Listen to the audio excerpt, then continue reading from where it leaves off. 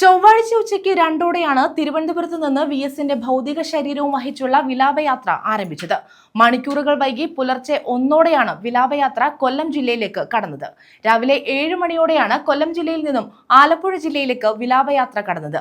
ആയിരങ്ങളാണ് ഓച്ചിറയിൽ ഉൾപ്പെടെ അന്ത്യോപചാരം അർപ്പിക്കാൻ കാത്തുനിന്നത്.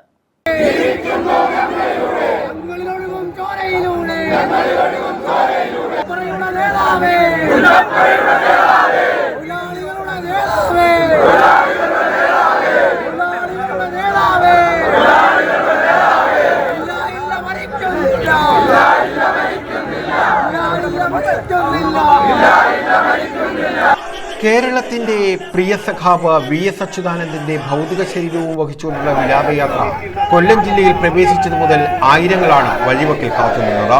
രാത്രിയിൽ കനത്ത മഴയെയും അവഗണിച്ച് വഴിയിലുടനീളം ആളുകൾ ഒഴുകിയെത്തി. ജീവിതം സമരമാക്കുകയും ജനകോടികളെ സമരസജ്ജരാക്കുകയും ചെയ്ത നൂറ്റാണ്ടിന്റെ ജനനായകനെ അവസാനമായി കാണാൻ കൊല്ലത്തിന്റെ ചരിത്രഭൂമികയിൽ ആയിരങ്ങളാണ് കാത്തുനിന്നത്. കർമ്മവഴികളിൽ കൊല്ലത്തെ എന്നും നെഞ്ചോട് ചേർത്ത ധീരനായ നേതാവിനെ ഒരു നോക്ക് കാണാനായി ദേശീയപാതയിൽ വലിയ തിരക്കാണ് അനുഭവപ്പെട്ടത്. പാതിരാത്രിയിലും മഴയിലും മണിക്കൂറുകൾ ആളുകൾ കാത്തുനിന്നു.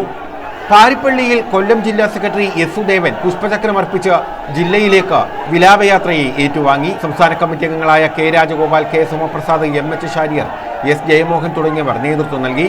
ജില്ലാ അതിർത്തിയായ ഓച്ചിറയിലെത്തിയപ്പോഴേക്കും ആയിരങ്ങളാണ് VSനെ അവസാനമായി കാണുവാനായി എത്തിയത്. CPM ശൂർനാട് ഏരിയ കമ്മിറ്റിയുടെ നേതൃത്വത്തിലായിരുന്നു ഇവിടെ ഭൗതിക ശരീരത്തെ ഏറ്റുവാങ്ങിയത്. News bureau, Ochira.